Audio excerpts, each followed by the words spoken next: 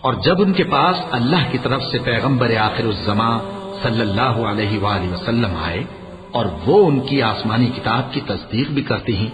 تو جن لوگوں کو کتاب دی گئی تھی ان میں سے ایک جماعت نے اللہ کی کتاب کو پیٹ پیچھے پھینک دیا، گویا وہ جانتے ہی نہیں، اور ان چیزوں کے پیچھے لگ گئے جو سلیمان کے عہد سلطنت میں شیاطین پڑھا کرتے تھے۔ اور سلیمان نے مطلق کفر کی بات نہیں کی، بلکہ شیطان ہی کفر کرتے تھے کہ لوگوں کو جادو سکھاتے تھے، اور وہ یعنی بنی اسرائیل ان باتوں کے بھی پیچھے لگ گئے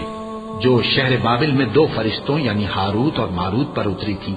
اور وہ دونوں کسی کو کچھ نہیں سکھاتے تھے جب تک یہ نہ کہہ دیتے کہ ہم تو ذریعہ آزمائش ہیں،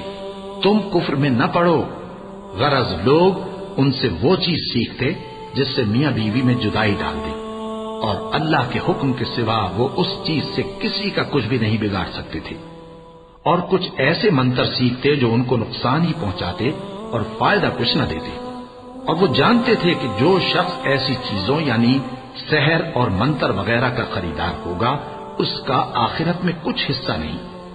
اور جس چیز کے عوض انہوں نے اپنی جانوں کو بیچ ڈالا وہ بری تھی، کیا اچھا ہوتا جو وہ اس بات کو جانتے، اور اگر وہ ایمان لاتے اور پرہیزگاری کرتے تو اللہ کے ہاں سے بہت اچھا صلہ ملتا،